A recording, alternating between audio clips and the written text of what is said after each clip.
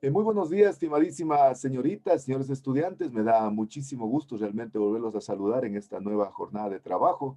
Para mí siempre es un verdadero placer, un verdadero privilegio trabajar con ustedes, aún sabiendo que puedo contribuir modestamente a aportar a la formación académica, profesional de ustedes, pero sobre todo a la formación personal, que es lo que más me interesa. Yo soy un convencido de que los seres humanos, las personas, podemos llegar a ser extraordinarios seres humanos y a veces no lo contrario, ¿no? A veces un erudito, un profesional, una enciclopedia no siempre llega a ser una gran persona, ¿no? Entonces a mí siempre me mueve, me motiva tratar de contribuir a la formación personal de mis estudiantes en base realmente a lo que se va construyendo en el día a día. Así que es un verdadero gusto, un verdadero placer encontrarnos nuevamente, ¿no? Me voy a permitir entonces registrar la lista, por favor les pido que pongan atención.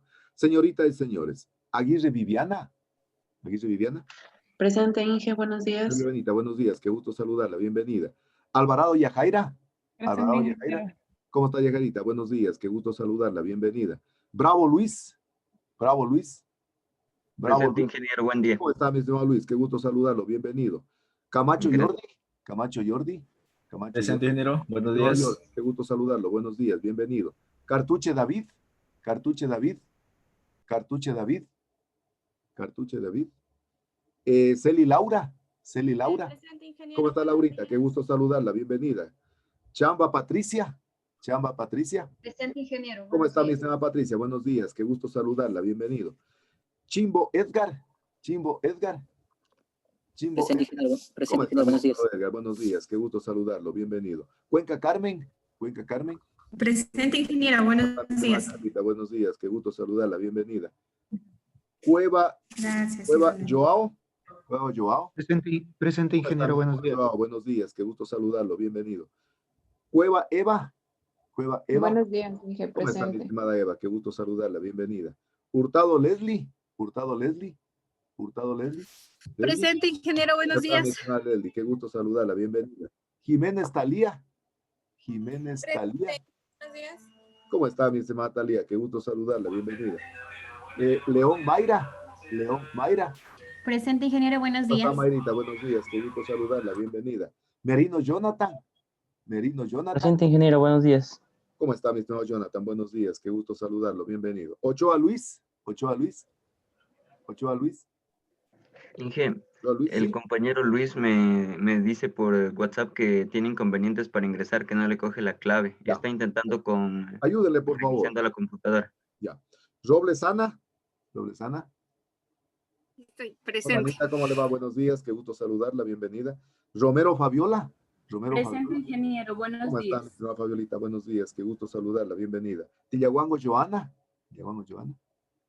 Buenos días, ingeniero. ¿Cómo está, mi Presente. estimada Joanita? Bienvenida, qué gusto saludarla. Troya Jimmy, Troya Jimmy. Dani, perdón, Dani.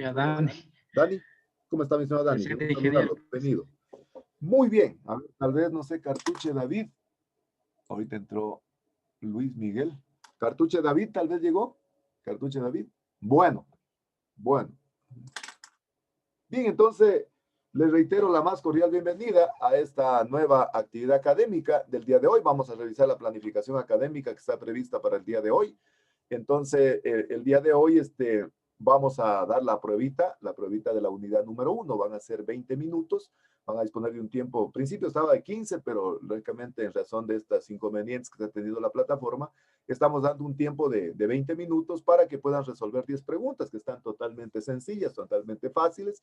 Entonces, en este momento, por favor, les pido de la manera más respetuosa y comedida que tengan la bondad todos de prender su cámara. Por favor, todos deben dar su examen con la camarita prendida a la altura de su vista, por favor.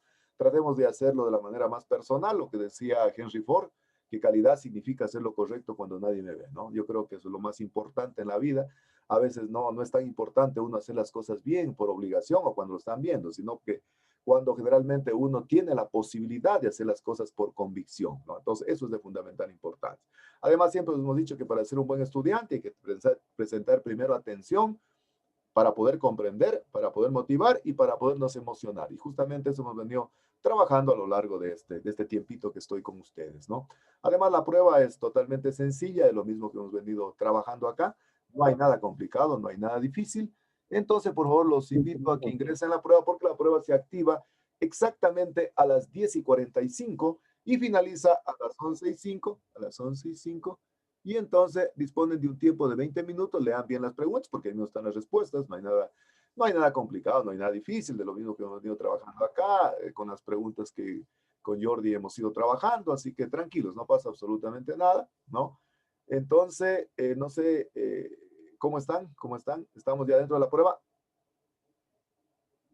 ¿Estamos dentro de la prueba ya? Todavía no, Inge. Todavía faltan 5 minutos. Ah, no, pero, Activa 10:45. pero eso digo, pero ya están en la página, ¿no? Ya están en la Sí. página. Ya, Sí, perfecto. ya Entonces, estamos prácticamente a 3 minutos para que se active la prueba, para que se active la prueba. Entonces, no se olviden, por favor, de ir construyendo de la mejor manera la investigación bibliográfica que está prevista. No se descuiden, por favor.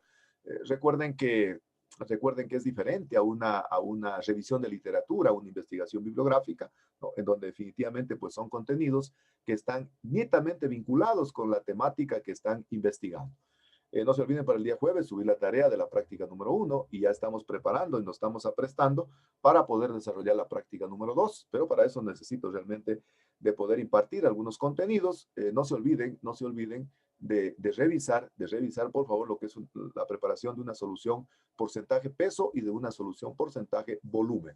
No se olviden de aquello. Por favor, Luis, préndame la cámara, Luis Bravo, Fabián Chimbo, préndame la cámara, no pueden dar con la cámara apagada, por favor. Me prenden todos sus camaritas, porque debe estar la prueba prácticamente está ya por activarse. No se olviden de al final enviar la prueba. Ahorita recién me estaba escribiendo un chico de la prueba que tomé de mañana que no ha avanzado a enviarla y se ha ido como borrador. Entonces tomarán en cuenta aquello. No dejen para el último, pero pueden enviar. A ver, Fabián, por favor, préndame su cámara. Fabián Chimbo, por favor, préndame su cámara. Fabián Inge Chimbo. creo que está encendida, solo que parece que se le ha dañado porque aparece en negro la pantalla. Ya, perfecto. Muy bien. Entonces, está en negativo, entonces vamos a esperar entonces que, no sé si a alguien ya se le activó, porque depende mucho del cronómetro que tenga cada cual también a veces ahí. No sé si ya tal vez se les activó aquello. No, ingeniero, no se puede. Entonces vamos a empezar, estamos a un minuto para poder entonces empezar la prueba, ¿no?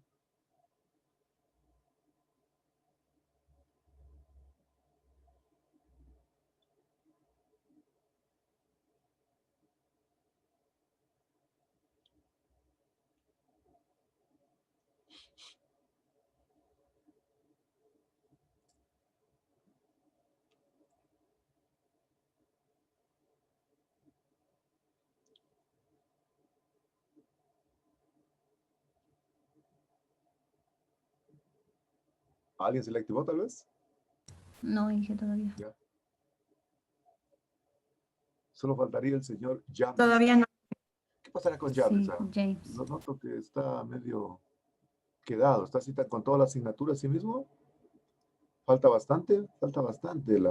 Sí, últimamente estuvo Sí. faltando bastante en todas las asignaturas. Leslie, por favor, al final le dice a él que se comunique conmigo. Quiero hablar con él un asuntito, ¿ya? Para ver cómo podemos resolver. Leslie, sí, por favor. Claro, Inge, yo ya le comunico. Hazle huequitos y le dejas ahí. Si no da la prueba, son 4 puntos y no me gustaría que se vea perjudicado. Y no quiero que absolutamente nadie se perjudique posiblemente por un problema de conectividad. No es justo. Bueno, creo que se activó, ¿no? A mí no todavía.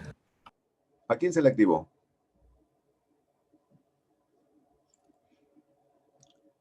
Falta un minuto, me dicen. Falta un minuto, ingeniero. Ya. Todavía. Chévere. Muy bien. Esperemos entonces un ratito para que se vaya activando. Y después de eso continuamos con la clase, ¿no? Normalmente.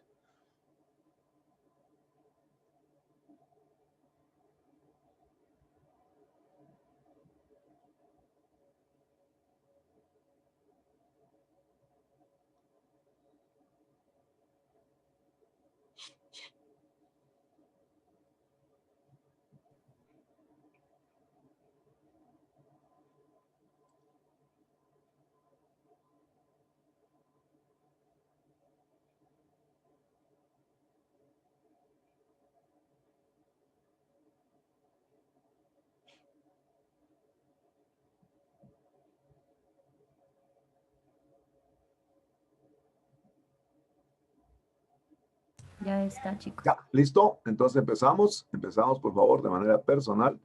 Empezamos entonces con la pruebita, por favor. Tengan la bondad entonces de ingresar y van revisando la prueba. Son 10 preguntas, son 20 minutos, demasiadísimo. Con 10 a 15 está bien, pero no hay problema con la finalidad que absolutamente nadie se perjudique.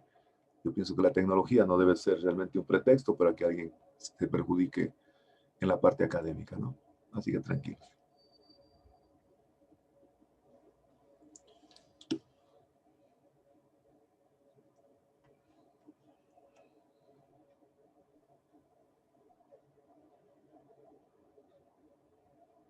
Inge, una pregunta.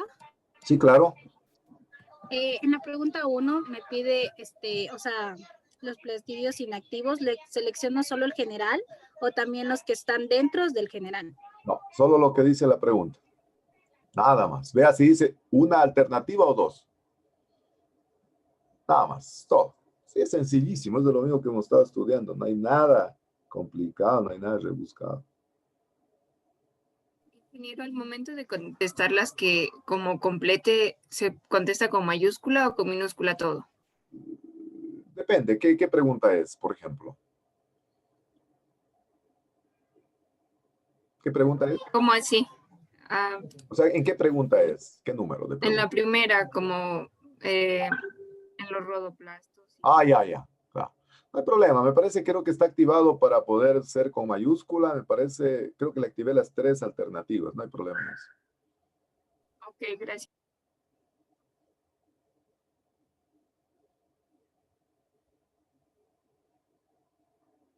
Inge, disculpe, ¿cuántas preguntas mencionó que iban a hacer?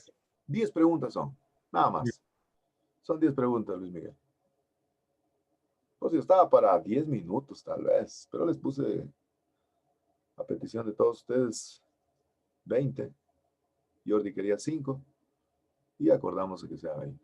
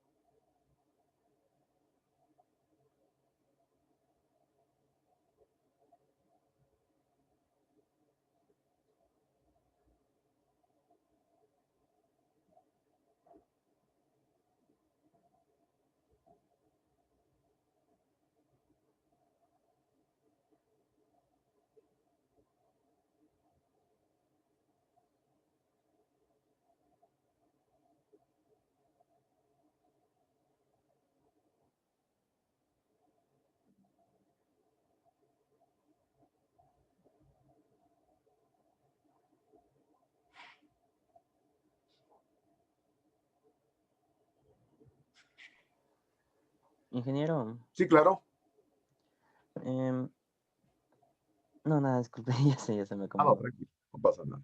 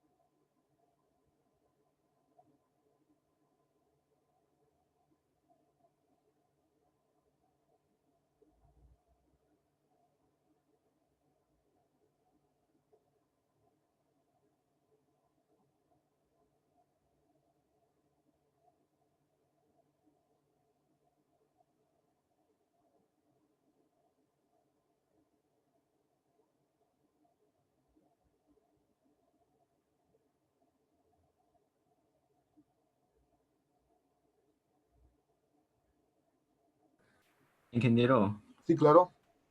le hago una pregunta. Claro. Lo que pasa es que bueno, hay una pregunta que una de las que supongo es una respuesta, debe ser cromoplastos o es que se escribe coroplastos o son diferentes. No sé ahorita. Usted sí No, es sabe. que- o sea, la escritura parece Puede la ser misma. puede ser un distractor. Póngase pilas ahí.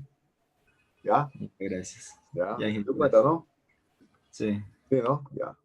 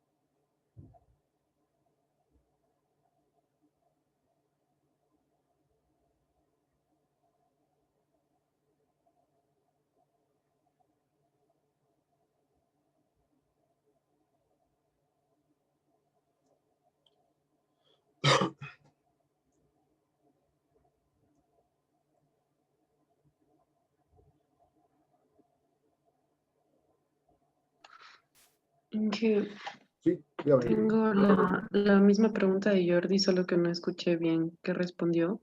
En Eh, una pregunta dice coroplastos. sí, pues le decía, revísele bien porque puede ser un distractor nomás. Ah, ya, Inge, Pues, gracias. ujú.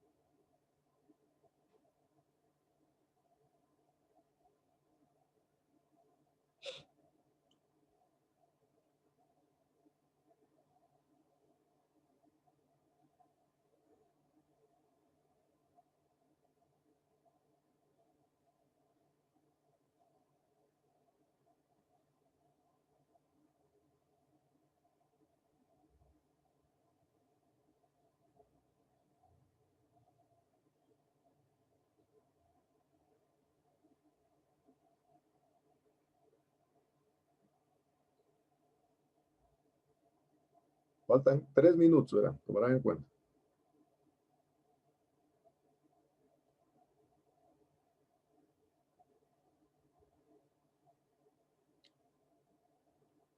¿Quién terminó tal vez? ¿Alguien terminó ya?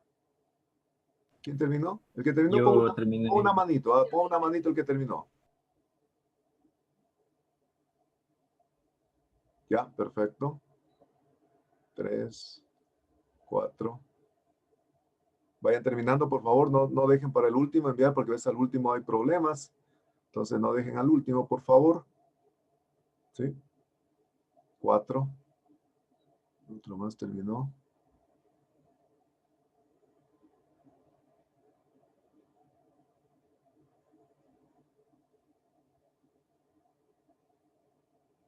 Si han terminado, poner una manito, por favor.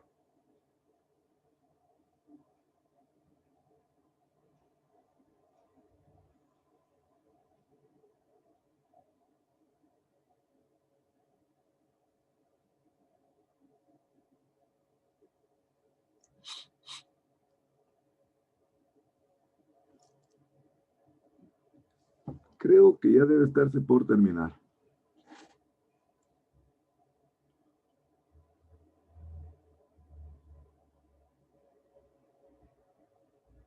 Por favor, Lady, no se olvide de avisarle a Jams, David, no sé qué cuestión, para que se comunique conmigo, pero tiene que ser hoy. Porque hoy proceso Ya, ingeniero, terminando la clase le llamo. Sí, por favor, hoy proceso las calificaciones porque tengo que presentarlas, pero tengo que promediar con las otras notas de participación e informes y necesito entonces hablar con él, por favor. Listo, creo que ya se les terminó, ¿no? No, que todavía no. A ver, entonces, pónganse pilas. No, ingeniero, todavía no es que está. Falta un Está minuto. lento. Falta un minuto. Pondránse pilas, ¿verdad? No dejarán para el último para enviar porque puede ser que al último tal vez tengan problemas, tengan dificultades.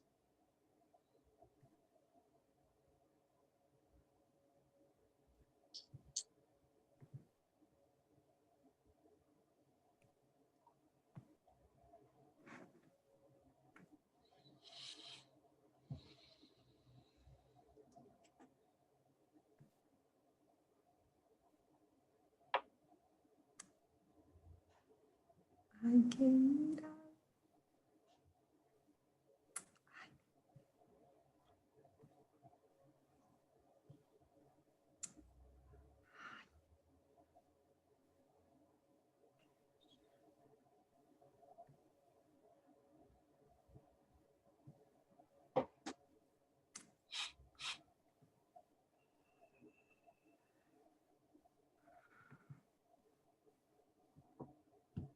No va más, ¿no? No va más. Se acabó. Sí, creo que se acabó. Ahora se acabó, ¿no? Sí. Sí, ya se acabó. Bien, perfecto. Bien, entonces vamos a continuar entonces con la actividad académica del día de hoy. Y entonces me voy a... Sí, claro. Dije, disculpe, le tenía una consulta acerca de una pregunta del examen, ¿verdad? Dice, luego del autoclaviado del medio de cultivo, de forma normal el pH puede disminuir entre 3,0 a 5,0 unidades. Ajá. ¿Esa qué era, verdadera o falsa? ¿Qué dicen ustedes? A ver, ustedes mismos, ¿qué es? ¿Verdadero o falso? Yo le puse Pero la falso, respuesta- o sea, la respuesta porque era nos al hizo una revés. trampa. Era al revés. ¿Verdad? Por eso digo, hay distractores, ¿verdad? ¿Qué es verdadero o falso? Falso. Falso. Falso. Disminuye de ya, 0,3 ahí a me 0,5 confundí. De unidades. 0,3 y 0,5. Claro. Y ya la pusimos mal. Son Ay. distractores, ¿no? Ingeniero, otra Me acuerdo pregunta. que le puse, ingeniero. A ver. Las preguntas estaban. Mi pregunta era sobre lo de la pregunta de Catamayo. Ahí me confundí con lo de Catamayo. Es que sí, ya, para mí también. Catamayo es frío y para ustedes es Oh, caliente. Catamayo es seco. Catamayo es un horno. Catamayo es un horno. Ahí está, dijo. Muy bien. Vamos entonces, chicos, a continuar para que ustedes vean que es totalmente sencillo, totalmente fácil de lo mismo que estamos estudiando acá. Yo no tomo. Además, yo siempre digo de que a mí no me gusta que mis estudiantes se preparen para los exámenes y no se preparen para la vida profesional. No me interesa que aprueben, sino realmente me interesa que comprendan. Para mí eso es lo más importante. Bien, voy a poner aquí. Sí, claro. Dígame, Vianita. Que hay una pregunta de los rodoplastos que dice que son platillos inactivos y que son características de las algas ¿Son platillos rodophysia. qué? ¿Platillos qué? Activos. Activos, ¿ya? ¿Sí? ¿Y qué más? Es verdad, ¿no es verdadera esa? Claro, son activos, ¿no? Pero aquí sale que yo puse verdadera y Pero sale que depende es qué puso, falso. tal vez el pigmento que tiene. Ahí tal vez quien sabe se equivocó, en el pigmento. Dice característico de algas rodophysias. Posiblemente en el pigmento tal vez, alguna cuestión de... Ya reviso en todo caso eso, ¿no? Ya sí, por Bien, favor. vamos entonces a continuar. Quiero presentar algunas preguntas introductorias para que ustedes puedan participar y de esa manera un poco iniciar de manera dinámica y motivada, como a mí me gustan las clases, ¿no? Miren, ¿qué tipo de células son las células vegetales y animales? ¿Son eucariotas o son procariotas? ¿Qué dicen? ¿Qué son? A ver, ¿quién Eucariotas. Procariotas. Las de los animales. Eucariotas. ¿Qué son? A ver, ¿eucariotas o Son procariotas? eucariotas. Animal sería eucariota. ¿Y en los Y en vegetales? eucariotas, porque en las Yo digo procariotas se encuentran las bacterias. Ajá. Pero dice en los animales y vegetales. ¿Qué serán? ¿Eucariotas o procariotas? De forma general. ¿Qué son? Eucariotas. Son eucariotas. Eucariotas porque generalmente se caracterizan las células eucariotas porque tienen una pared de división entre el citoplasma y el núcleo. Entre el citoplasma y el núcleo. Otra. Así son las preguntas del examen, ¿no? De aquí yo saco las preguntas. No, ingeniero, están pensando. No fue ni una. Todos están ahí. Vamos a otra. Facilita, a ver. Otra pregunta, a ver, para que se luzcan y poder matizar un poco la clase de hoy. Dice, los polisacáridos se encuentran en la pared celular de la célula vegetal. ¿Qué polisacáridos se encuentran en la pared celular de la célula vegetal? ¿Qué polisacáridos se encuentran? Quitina, glucógeno o celulosa. Quitina, bien, otro. ¿Qué polisacárido se encuentra en la pared de la célula vegetal? A ver, ¿quién me dice? 15 segundos. Están corriendo 5 ya. ¿Celulosa? Es la celulosa. Excelente, Anita. Excelente. La celulosa. Y la celulosa, decíamos que es la que da fortaleza, es la que da dureza, rigidez, generalmente a la célula vegetal, y que básicamente fue la que observó Robert Hooke en el año 1665, cuando utilizó un fragmento de corcho y observó justamente la celulosa, la pared celular, que es la que es más endurecida y que permite realmente dar protección a los vegetales. Y la última, a ver, para que se luzca, la última, aquí para todos los gustos, ¿verdad? La última, a ver, la última pregunta. Es la última pregunta, a ver, todos atentis. A ver, pregunta, ¿cuál es la principal diferencia que existe entre una célula procariota y eucariota? Y ahí están las opciones. Las procariotas carecen de núcleo, al contrario de las eucariotas. Las procariotas carecen de citoplasma. ¿Cuál de las tres opciones? Las procariotas carecen de núcleo. La primera. De núcleo. Sí, la primera, ingeniero. Procariotas carecen de núcleo. Opción 1, ¿no? Procariotas carecen de núcleo, es decir, no existe esa división generalmente que hay entre el citoplasma y el núcleo. Y básicamente, generalmente decimos que las procariotas están en las bacterias, que son uno de los primeros organismos que poblaron la Tierra. Entonces, esas son algunas preguntas introductorias para iniciar. Y ahora quiero, en cambio, presentar una imagen de lo que voy a hablar en la mañana de hoy, que tiene relación con la temática que voy a abordar. Y quisiera que ustedes me den ideas ya, esto es un poco más especializado a la temática. Si ustedes ven una imagen de esta naturaleza, ¿cuál es el primer golpe de vista que le da? O sea, con una palabra, ¿qué le da si usted ve aquello? ¿Qué vea? ¿Qué diría usted?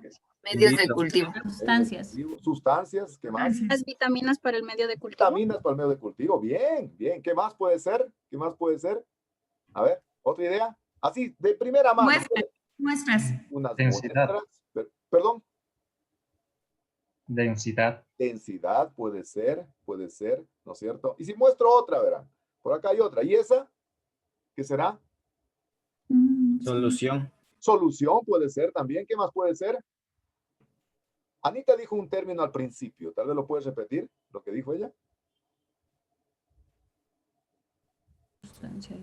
Dijo algo que es... A la primera imagen dijo una palabra. ¿Qué es? A ver, ¿qué idea les da? ¿Qué es aquello? Medios de cultivo. Es un medio de cultivo. Un medio de cultivo. Es decir, el medio de cultivo viene a constituir para el desplante cuando está inoculado in vitro lo que el suelo es para la planta cuando está creciendo in vivo. Ya decíamos lo que es in vitro, ya decíamos lo que es in vivo, ustedes ya conocen. Entonces, el medio de cultivo viene a ser aquello, es decir, lo que reemplaza al suelo cuando el tejido vegetal o el explante está inoculado in vitro. Entonces, en la mañana de hoy voy a hablar de medios de cultivo y voy a hablar de lo que a mí me gusta, ¿no? Voy a hablar de hormonas. Voy a hablar entonces, en la mañana de hoy voy a hablar un poco de hormonas, voy a hablar un poco de la composición química de un medio de cultivo. Bien, vamos entonces, esto yo diría que es la parte más importante que tiene que ver con el cultivo de tejidos vegetales. Lógicamente todo es importante, ¿no? Y por eso lo dividí en dos partes. Vamos a ver lo que es la composición química de los medios de cultivo, ¿no? Y vamos a ir, a mí siempre me gusta poner la línea base y me gusta ir de lo general a lo particular. Entonces vamos a ir viendo lo que es la composición química de los medios de cultivo. Pero primero vamos a definir lo que es un medio de cultivo. Y esta definición quiero que la pongan en el glosario. Generalmente decíamos que un medio de cultivo viene a constituir o viene a ser para el explante lo que el suelo es para la planta cuando está creciendo in vivo. Desde esa perspectiva, decimos que un medio de cultivo es una solución nutritiva. ¿Y por qué decimos que es una solución nutritiva? Porque en él el explante encuentra compuestos orgánicos e inorgánicos y que son indispensables para el crecimiento, para el desarrollo celular, cuando el explante está inoculado in vitro. Entonces decimos que un medio de cultivo es una solución nutritiva que está conformada por compuestos orgánicos e inorgánicos y que intervienen en el crecimiento y desarrollo de los explantes cuando están inoculados in vitro. Esa es la razón por la cual decimos, cuando generalmente el explante está inoculado in vitro, decimos que el medio de cultivo se constituye en el suelo, que normalmente es el que la planta lo utiliza cuando crece ex vitro o in vivo. Ex vitro, fuera del vidrio. Ex vitro, a ver si no está en el glosario, fuera del vidrio. Es decir, cuando crece en condiciones naturales. Sin embargo, existen algunos factores que influyen en el crecimiento y desarrollo de las plantas en general. Es decir, ya sea que un explante o un tejido esté inoculado in vivo o in vitro, intervienen diferentes factores que inciden en el crecimiento y desarrollo. El primer factor que incide en el crecimiento y desarrollo de un vegetal, ya sea cuando está creciendo in vivo o ex vitro o in vitro, primero es la constitución genética de la planta. Ese día que daba la conferencia me preguntó una señorita, me decía, oiga, pero ¿por qué ustedes seleccionaron cinchona? ¿Por qué tienen huertos clonales de cinchona? Porque justamente el material parental, si se selecciona adecuadamente, es de esperarse las mismas respuestas desde el punto de vista del crecimiento y desarrollo. Es decir, desde el punto de vista del genotipo y del fenotipo. Si yo selecciono un individuo con ese tipo de características, estoy plenamente seguro que la descendencia va a tener esas mismas características. Entonces, un primer elemento que incide en el crecimiento y desarrollo, ya sea con la planta creciendo in vivo o in vitro, es la constitución genética de la planta. El segundo elemento que incide son los nutrientes. Y dentro de los nutrientes, además del carbono, del hidrógeno, del oxígeno, generalmente la planta, ya sea cuando está creciendo en el campo, en el invernadero o en un laboratorio, necesita tomar del suelo o del medio de cultivo, por ejemplo, el agua, los micronutrientes o también los carbohidratos. Vamos a ver que en algunos casos, algunos de estos elementos, solo la planta requiere cuando está siendo inoculada in vitro. El tercer factor que es determinante en el crecimiento y en el desarrollo de los vegetales son los factores físicos. Es decir, factores físicos que están directamente relacionados con el crecimiento y desarrollo de la planta. Imagínense, sin luz no hay fotosíntesis, sin temperatura no hay fotosíntesis, sin pH la planta frena su crecimiento y desarrollo. Y lógicamente se necesitan concentraciones de oxígeno y CO2. Decíamos que la fotosíntesis es una eliminación realmente deliberada de CO2, pero no porque la planta lo está pensando, sino porque es un producto realmente de excreción. Entonces, el tercer factor que incide en el crecimiento y desarrollo son los factores físicos, entre ellos básicamente la luz, la temperatura, el pH, las concentraciones de oxígeno y CO2. Y el cuarto componente que incide prácticamente en el desarrollo, en el crecimiento de los tejidos, ya sea inoculados in vivo o in vitro, son las sustancias orgánicas. Y dentro de las sustancias orgánicas, básicamente los reguladores del crecimiento, las vitaminas, los aminoácidos, los carbohidratos, que inciden directamente en el crecimiento y desarrollo. Pero vamos a ver que algunos de esos factores, la planta realmente puede prescindir de ellos cuando crece in vivo, y que solo son requeridos cuando la planta está creciendo in vitro. Por lo tanto, entonces, el éxito del cultivo de tejidos depende mucho de la composición química del medio de cultivo. Pues les decía que esta es posiblemente la parte más importante en cultivo de tejidos y por eso la dividí en dos partes a la clase, a la conferencia del día de hoy. Pero también depende de los parámetros ambientales, básicamente de la luz, de la temperatura y de la humedad relativa. Es decir, esos factores sumados a la composición química del medio inciden en el crecimiento y desarrollo de los tejidos cuando estos están siendo inoculados in vitro. Por lo tanto, la planta, ustedes conocen, ustedes ya estudiaron suelos, la planta realmente para poder tener un crecimiento vigoroso, saludable, necesita tomar a través de los pelos absorbentes de la raíz una gran cantidad de sustancias que las denominamos macronutrientes. Y dentro de los macronutrientes tenemos básicamente el nitrógeno, el fósforo, el potasio, el calcio, el magnesio y el azufre. Y los micronutrientes que son entre ellos, qué sé yo, el boro, el manganeso, el zinc, el cobre, el el cobalto, el molibdeno, el yodo. Es decir, fíjense, tanto los unos como los otros son indispensables.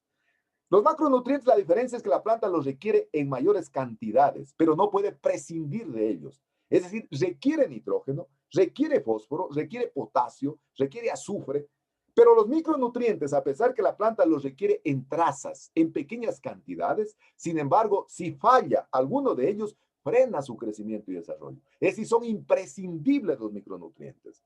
Vamos a ver que incluso algunos de ellos están íntimamente relacionados con el proceso de la fotosíntesis.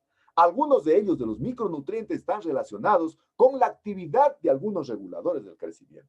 Entonces, el éxito del crecimiento y desarrollo de una planta in vivo o in vitro depende de los macro y de los micronutrientes. Por lo tanto, entonces, el medio de cultivo, si decíamos que viene a ser para el explante lo que el suelo es para la planta cuando está creciendo in vivo, entonces necesita de todos y cada uno de estos compuestos para poder crecer y desarrollarse. Entonces, a más de los macro y micronutrientes, la planta, cuando está inoculada in vitro, necesita carbohidratos. ¿Y por qué se utiliza de forma exógena? Decíamos que exógena es de carácter externo. Generalmente adicionamos sacarosa. ¿Y por qué adicionamos sacarosa? Porque durante el proceso fotosintético, las plantas elaboran este carbohidrato que viene a constituir la fuente de energía y carbono que la planta hace durante el proceso fotosintético. Pero cuando la planta o el explante está inoculado in vitro, generalmente se comporta como un organismo heterótrofo. Y al comportarse como un organismo heterótrofo, no hace la fotosíntesis. Y al no hacer la fotosíntesis, tenemos que adicionar de manera exógena los elementos nutritivos, en este caso los carbohidratos, para que la planta no frene su crecimiento y desarrollo. Y la planta también requiere otro tipo de compuestos orgánicos que pueden ser en pequeñas concentraciones, pero que solo son requeridos cuando la planta está siendo inoculada in vitro. Las plantas in vivo generalmente hacen sus propias vitaminas, hacen sus propios reguladores del crecimiento, hacen sus propios aminoácidos. Pero cuando la planta está creciendo en condiciones controladas a través de un medio de cultivo, es necesario suministrarle de forma exógena tanto los compuestos orgánicos como los compuestos inorgánicos. En ese sentido, vamos a ver cómo se compone un medio de cultivo. Yo les decía a ustedes de que en el año 1962, Murashige y Skug, dos investigadores japoneses, realmente se interesaron en formular un medio de cultivo y lo hicieron en base a un análisis bromatológico en una hoja de tabaco. El tabaco es una especie muy noble que tiene una gran cantidad de sustancias mucilaginógenas dentro de su médula y entonces permitió cultivar el tabaco. Y entonces estos señores hicieron un análisis bromatológico en una hoja de tabaco y llegaron a determinar que en la hoja de tabaco existían estas sales, compuestos orgánicos e inorgánicos. Y en función de ese análisis bromatológico llegaron a patentar un medio de cultivo, que ese medio de cultivo universalmente se conoce con el nombre de medio de cultivo de Murashige y Skug o sintetizado MS 1962. Por lo tanto, entonces, en función de esa concentración, en función de esa dosificación que hicieron estos investigadores, se han venido realmente a generar una mayor cantidad de medios de cultivo. Básicamente los medios de cultivo están conformados de sales inorgánicas, es decir, macro y micronutrientes, los mismos que necesita la planta cuando está creciendo in vivo. Pero cuando la planta está creciendo in vitro, necesita adicionársele de forma exógena vitaminas, reguladores de crecimiento, hormonas, aminoácidos, suplementos orgánicos, carbohidratos, agua, agentes solidificantes, incluso algunos suplementos no definidos. Vamos a ir explicando cada uno de ellos y qué características tiene en el momento de adicionarlos en el medio de cultivo. Vamos a ir analizando cada uno de ellos. Primero, entonces, empezamos con 8 componentes del medio de cultivo. 8 componentes. Esos 8 componentes los vamos a ir analizando de manera pormenorizada. Tenemos primero las sales inorgánicas, los macronutrientes. Como su nombre lo indica, y esto lo estudiaron ustedes en suelos, en edafología, son los elementos químicos que la planta los requiere tomar en mayores cantidades. Los toma a través de iones, ¿no? Los toma a través de iones. Entonces, para la próxima clase, consulta cómo la planta toma del suelo el nitrógeno. ¿Cómo lo toma? Entonces, quiero que me expliquen para la próxima clase, por ejemplo, la planta, ¿cómo toma? Jordi, ¿me están notando, Jordi? Jordi. Sí, aquí estoy. Jordi, Aquí entonces, sí, ¿cómo estoy toma la anotando. planta? ¿Cómo toma la planta el nitrógeno del suelo y del aire también? Porque toma del aire también. Entonces, quiero que me consulten lo que es el proceso de nitritación y el proceso de nitratación. Nitritación y nitratación. ¿Está anotado, Jordi? ¿Anotado?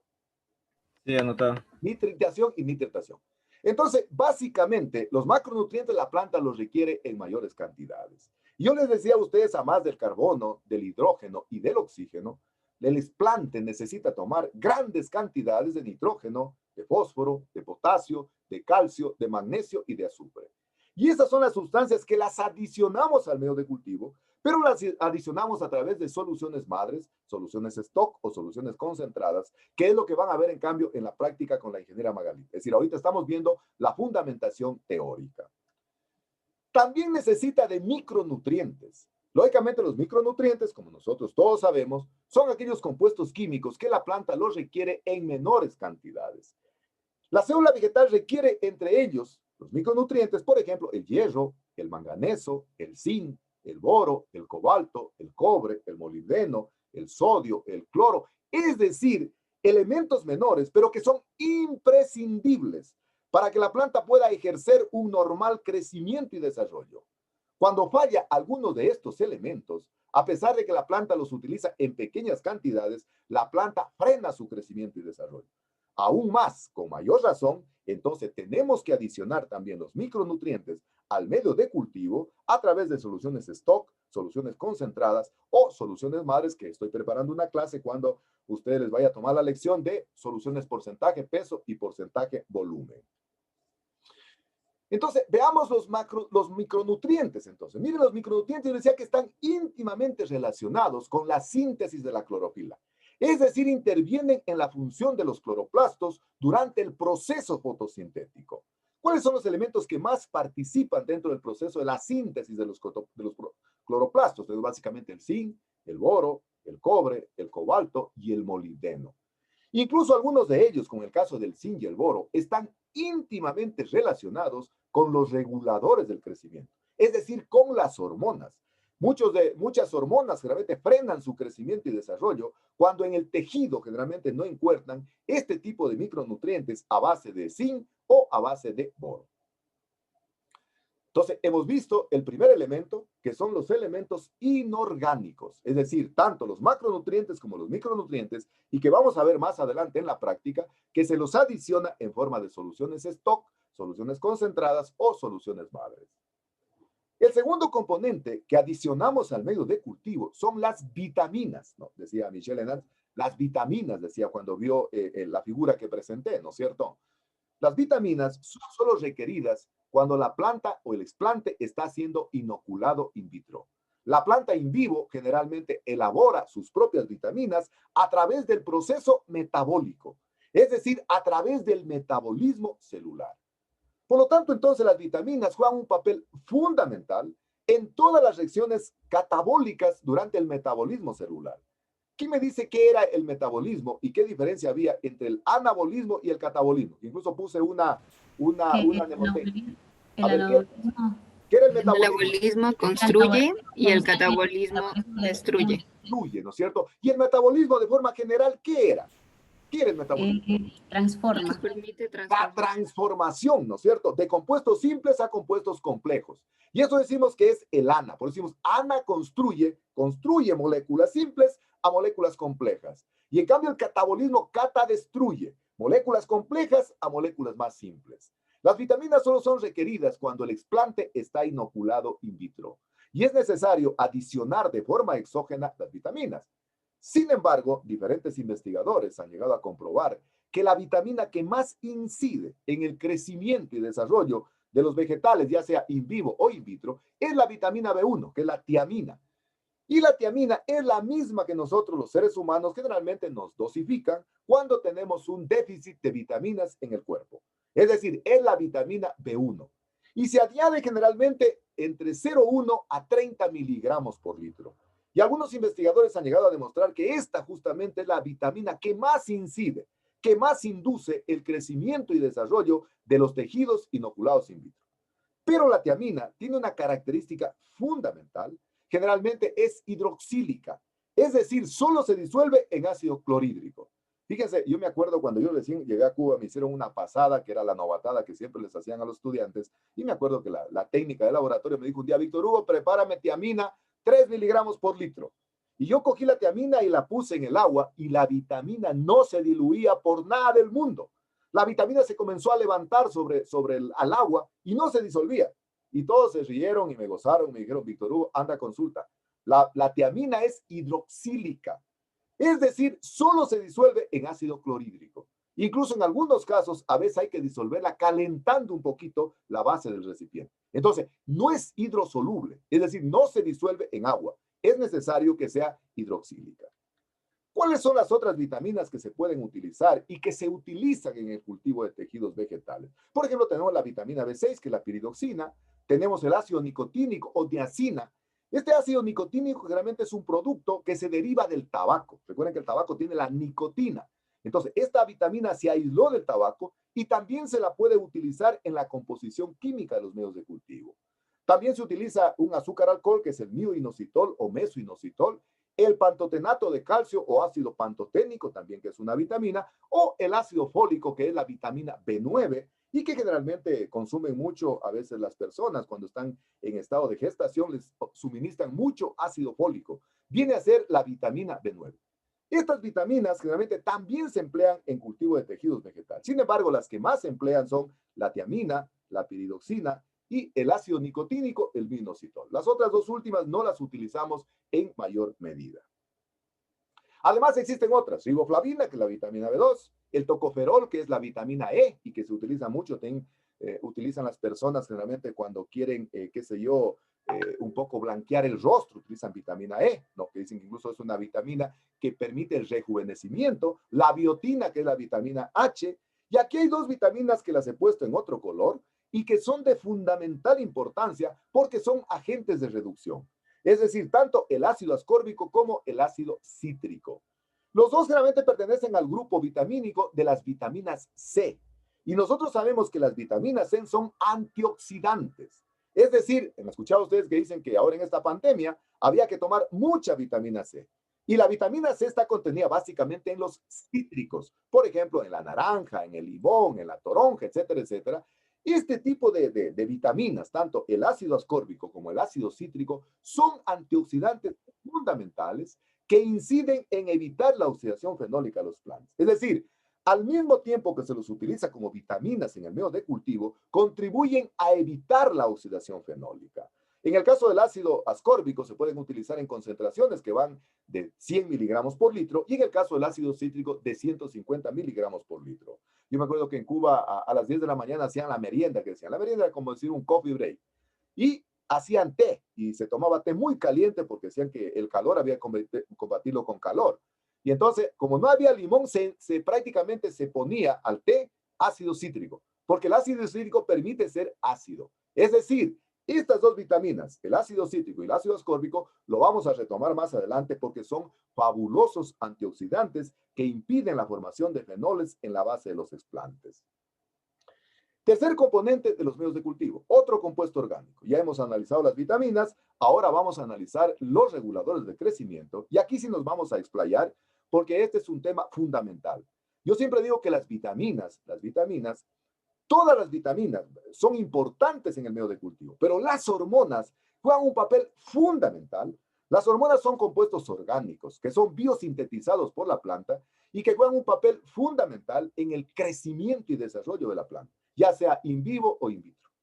Las plantas in vivo generan hormonas y en función de esas hormonas generalmente se llegaron luego a diseñar hormonas sintéticas. Una de las características particulares que tienen las hormonas, primero es de que actúan en un lugar diferente a donde se producen. Es decir, si por ejemplo se producen en las partes apicales, su efecto se va a ver reflejado por las hojas, por las raíces, por las ramas, es decir, actúan en un lugar diferente a donde son producidas. Pero esta es la característica fundamental que tienen las hormonas, es decir, actúan en pequeñas cantidades. Y hay que tomar muy en cuenta la concentración, porque permiten las hormonas básicamente hacer dos actividades fisiológicas fundamentales, la inducción y la inhibición. Ustedes ya saben en el glosario qué es inducción, qué es inhibición, así que no me detengo ahí. Hacen dos fenómenos fisiológicos, permiten inducir o permiten inhibir.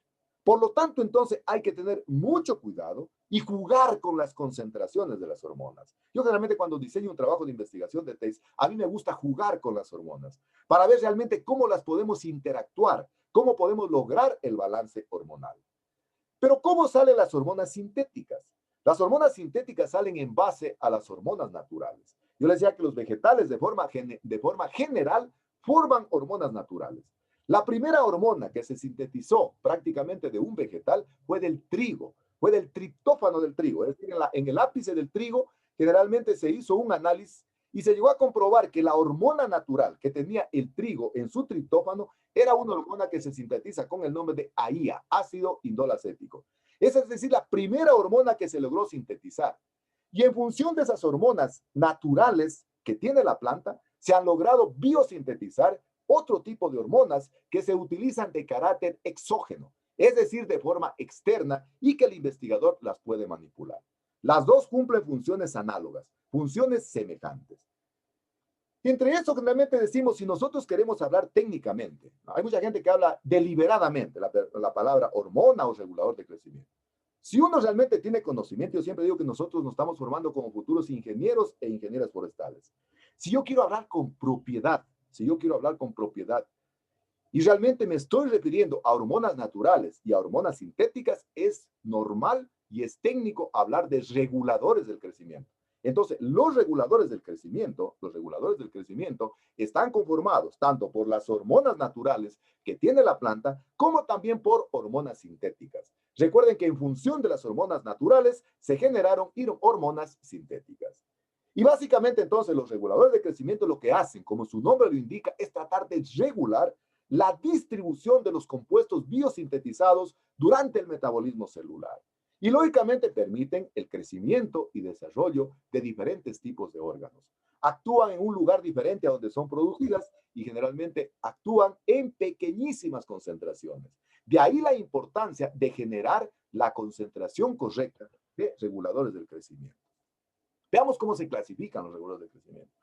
Hay muchas clasificaciones de los reguladores de crecimiento, pero básicamente la que más se usa a nivel de cultivo de tejidos vegetales, estas 6 clasificaciones, estos 6 tipos de reguladores de crecimiento. Y los que están en rojo son los que más se utilizan en cultivo de tejidos vegetales. Por ejemplo, tenemos las auxinas, que es una de las primeras reguladores de crecimiento que se logró aislar del triptófano del trigo, ácido indolacético, el AIA. Luego tenemos las citoquininas o citocininas. De los dos nombres es correcto nombrarlas. Así que si algún rato les pongo en el examen citoquininas o citocininas, puede ser un distractor porque de las dos formas es correcto utilizar el término.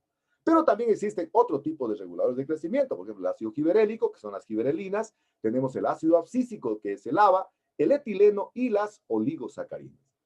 Nosotros nos vamos a detener más a explicar lo que es las auxinas y las citoquininas, porque es lo que se interactúa en el balance hormonal cuando se emplean cultivo de tejidos vegetales. Las otras las vamos a describir, pero lo vamos a hacer un poco más rápido.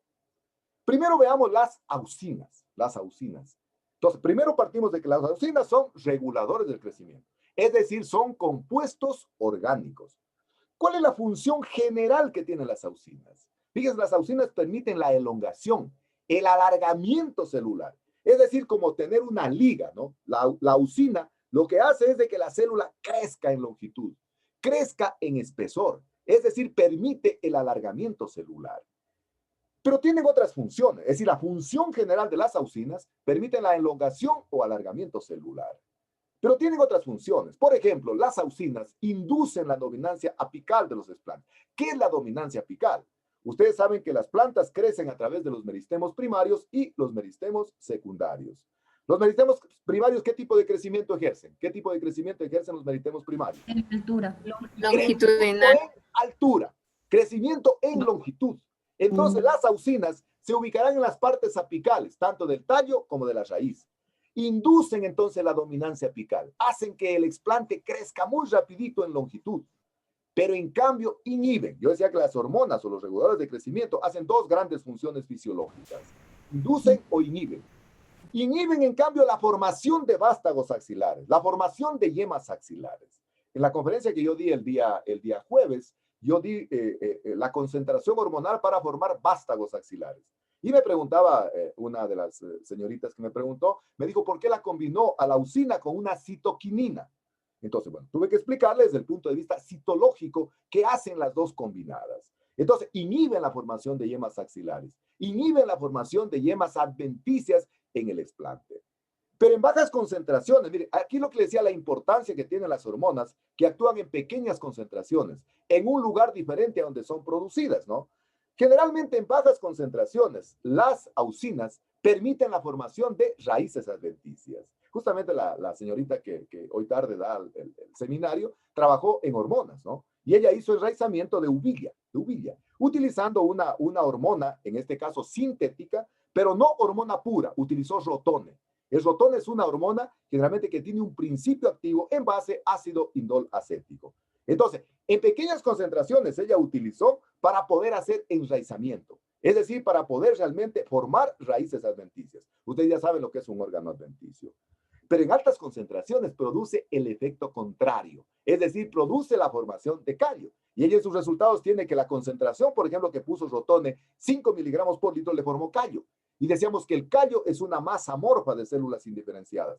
En la base de la estaca, en vez de formar raíz, le formó una costra endurecida, que es un callo. Entonces, en altas concentraciones forma callo, y de ahí que cuando se hace de investigación hay que tener mucho cuidado de balancear de manera adecuada la concentración tanto de auxinas como de citoquininas. Se utiliza generalmente en concentraciones muy pequeñas, que van de 0,01 a 10 miligramos por litro. Es decir, ese es el rango, ese es el margen que uno puede jugar. Por ejemplo, yo les decía ese día, yo utilicé concentraciones entre 0,5 a 1% para poder jugar con la concentración hormonal de la auxina y de la citoquinina. ¿Cuáles son las principales auxinas que realmente se utilizan en el cultivo de tejidos vegetales? La primera es la primera auxina que se aisló del triptófano del trigo, que es el ácido indolacético, y que generalmente nosotros simbolizamos en cultivo de tejidos por siglas, que es el AIA. Sin embargo, tenemos otros, como ejemplo el ácido indolbutírico, por ejemplo, todos estos términos en el glosario: AIA, ácido indolacético; AIB, ácido indolbutírico; ANA, ácido naftaleno acético; 2,4-D, 2,4-diclorofenoxiacético, y ácido paraclorofenoxiacético, que es el PCA. No sé si ustedes tal vez ya están estudiando plagas y enfermedades, pero en plagas y enfermedades generalmente se estudian los insecticidas, los fungicidas y los herbicidas. Y generalmente el 2,4-D tiene una acción análoga a un herbicida, pero se puede tener una función desde el punto de vista de la auxina. Entonces, cada uno de estos términos, por favor, los ponemos en el glosario. Entonces tenemos el AIA, el AIB, el ANA, 2,4-D, y el PCA, que es el ácido paraclorofenoxiacético. Entonces, hemos visto las auxinas. Segundo componente, que yo les decía que es de fundamental importancia en el cultivo de tejidos, que son las citoquininas, o también se llaman citocininas. Decíamos que las auxinas tienen la función de permitir el alargamiento celular, que la célula se agrande. En pequeñas concentraciones forma raíces adventicias, en altas concentraciones forma callo. En cambio, las citoquininas cumplen la función contraria. Las citoquininas o las citocininas permiten la división o la multiplicación celular. Es decir, permiten que las células, así como ya crecieron con las auxinas, ahora comiencen a crear en volumen, comiencen a crecer desde el punto de vista entonces del volumen de las células. Esa es la razón por la cual decimos que en cambio las citoquininas inducen la formación de vástagos axilares, es decir, inducen la formación de yemas axilares. Entonces ahí me decía el día jueves esta señorita que me preguntaba, decía, bueno, ¿por qué utilizó una citoquinina, bencilaminopurina? Utilizamos bencilaminopurina porque justamente permite la formación de vástagos axilares. Y queríamos tener en Cinchona officinalis mayor cantidad de brotes por unidad de superficie. Pero las citoquininas, en cambio, inhiben la dominancia apical del explante.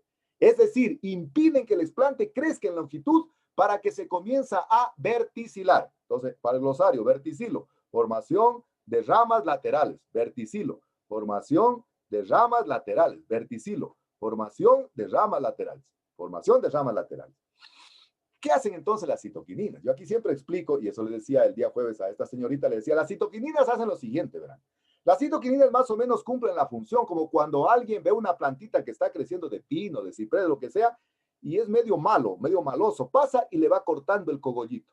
En el momento que le corta el cogollito a la planta frena su crecimiento en longitud y comienza a verticilarse, comienza a formar yemas axilares. Eso hacen las citoquininas. Es decir, permite la división celular para formar yemas axilares, pero eso es de fundamental importancia para la fase de brotación, para la fase de multiplicación. Es decir, cuando yo quiero duplicar la información. Inge, Sí, claro, claro. Entonces, ¿qué yemas son las que les cortan a los bonsáis para que, o sea, se hagan en lo ancho y no a lo alto? Son las mismas. Muy buena pregunta. ¿Quién preguntó? ¿Quién preguntó? ¿Quién preguntó? Yo, Inge, Yajaira. Yajaira, excelente pregunta, Yajaira. Muy bien. Se les corta entonces la yema apical, tanto del tallo como de la raíz, para que la plantita comience a verticilarse. Se darse cuenta que unos ceibos chiquititos tienen una cantidad de yemas axilares. ¿Para qué? Para evitar que la plantita crezca en longitud, tanto desde el punto de vista radicular como desde el punto de vista del tallo. Entonces la planta frena su crecimiento y desarrollo. ¿Sí me entendió, Yajairita? Por eso entonces se poda la raíz y la parte apical, para que la planta a cierto punto se quede enana, digamos. Se estatice su crecimiento y no exista un desarrollo en longitud. ¿Estamos, Yajairita, me entendió? Sí, Inge, gracias.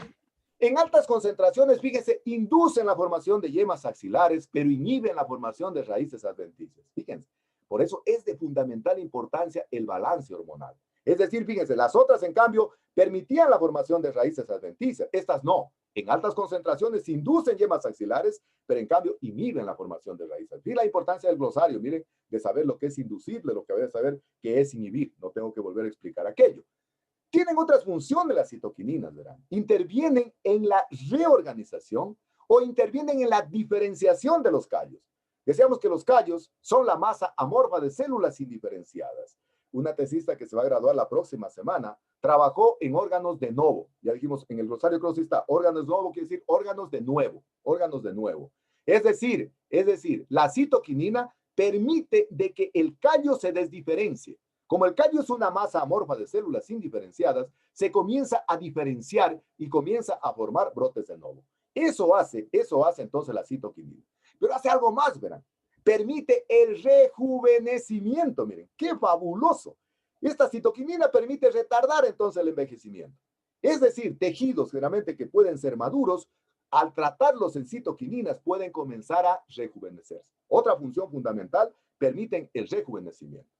¿Qué concentraciones se utilizan de citoquininas? Puede utilizarse, este es el rango en el que puede jugar el investigador, 0,03 a 30 miligramos por litro. Si ustedes se dan cuenta, el rango es mayor a las auxinas, que era 0,01 a 10 miligramos por litro. Ese es el rango en el cual juega el investigador cuando quiere buscar una combinación hormonal que permita, por ejemplo, al mismo tiempo formar raíces adventicias y brotes axilares. ¿Cuáles son las principales citoquininas o citocininas que se utilizan? Por ejemplo, tenemos la quinetina o cinetina, el VAP, que es el benciladenina, el VAP, que es el que yo trabajé en la ponencia del día jueves, que es la bencilaminopurina. Hay una citoquinina que se aisló también del maíz, que es la ceatina, y el 2-isopentiladenina, que es el 2-I. Todos estos términos, por favor, tienen que estar en el glosario. Todos los términos tienen que estar en el glosario.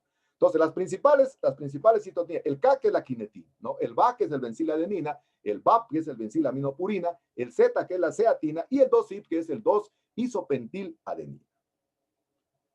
Veamos el siguiente componente para seguir avanzando, la clasificación. Luego me voy a retomar, voy a retraerme nuevamente, porque me quiero concentrar solo en las auxinas y las citoquininas. Pero también es importante explicar lo que es el ácido giberélico o las giberelinas. La mayor parte de estas hormonas son termolábiles. ¿Qué era termolábil? ¿Qué era termolábil? ¿Qué era termolábil? ¿Qué era termolábil? A ver. No soporta. Se destruye a temperaturas altas. Excelente, excelente, Anita. Fabuloso, extraordinario. Se destruyen a altas temperaturas, ¿no es cierto? Es decir, prácticamente un 90% del ácido giberélico se pierde después del autoclaviado.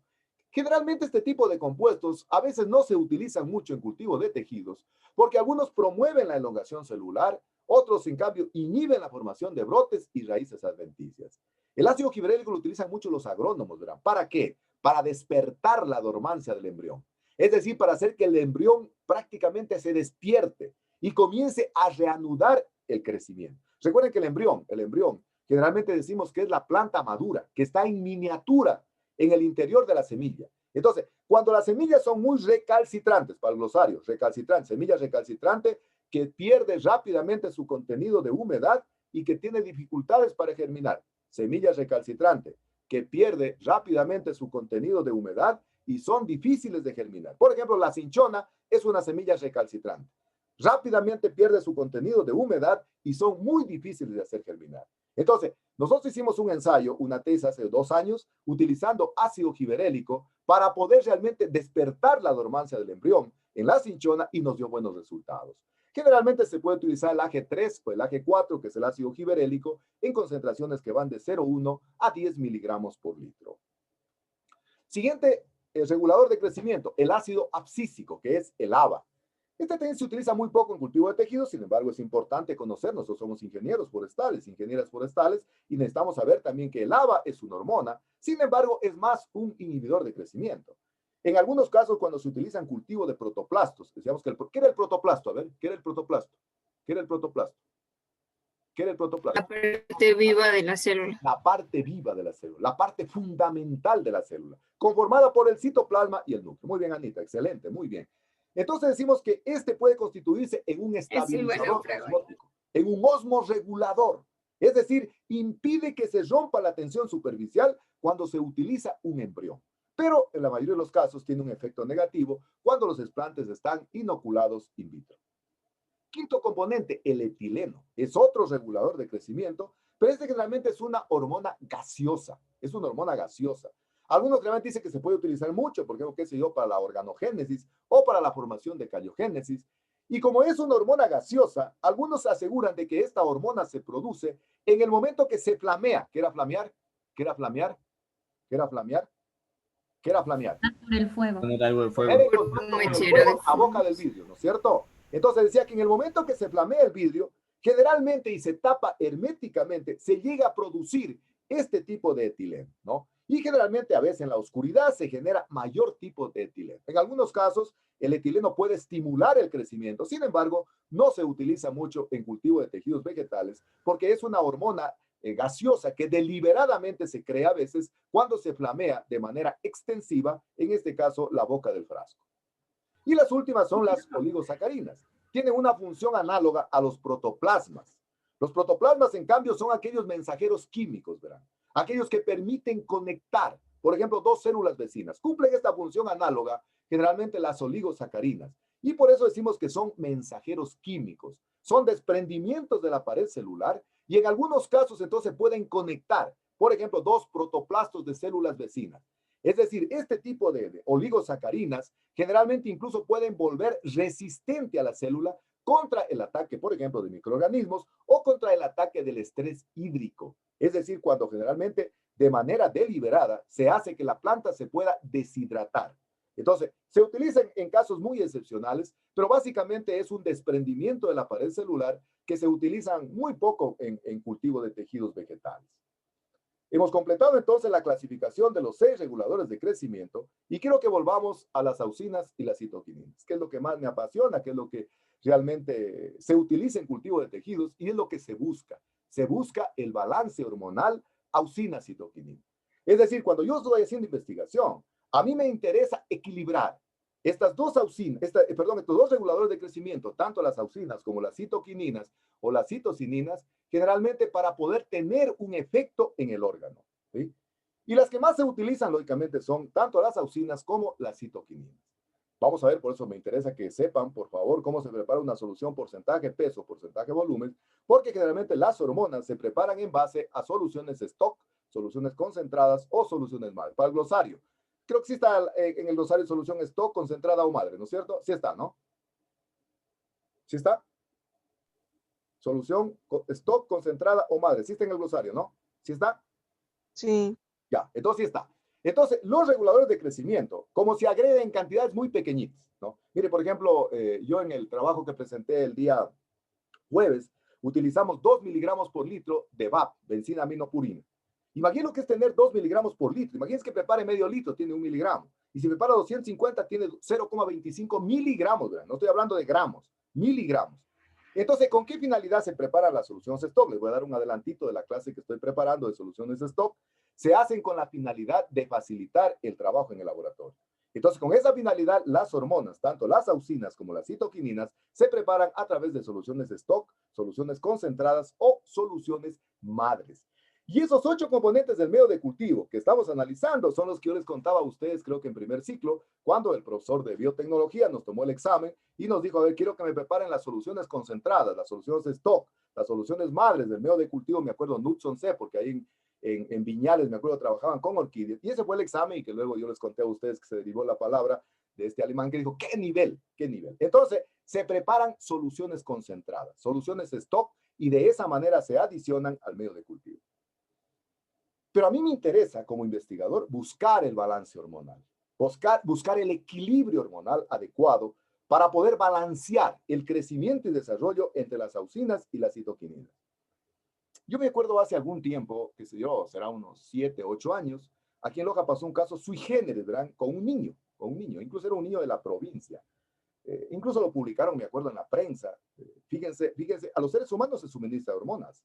Generalmente la gente cuando quiere, por decir algo, no sé, producir algún efecto, en su fisonomía, en su fisiología, consumen hormonas, ¿no? Hay mucha gente que consume hormonas. Por ejemplo, los levantadores de pesas consumen hormonas para desarrollar la parte de la musculatura.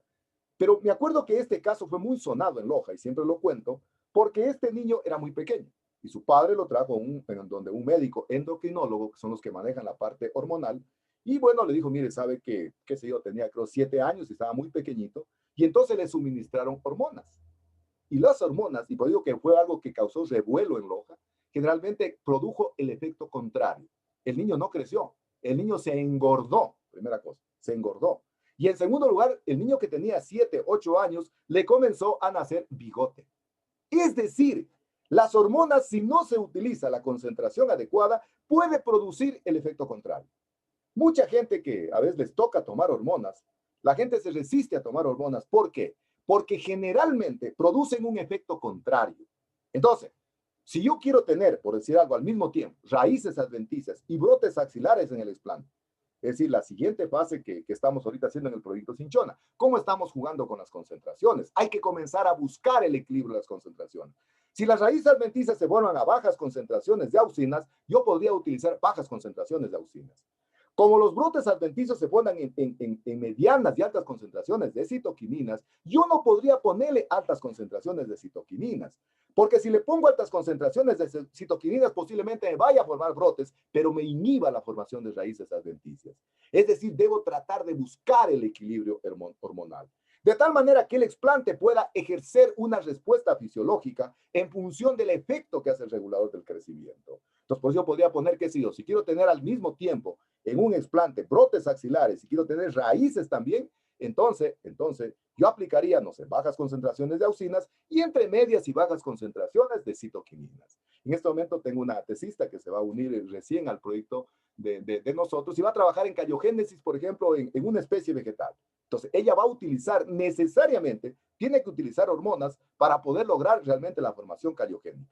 Entonces, lo ideal es buscar el equilibrio hormonal.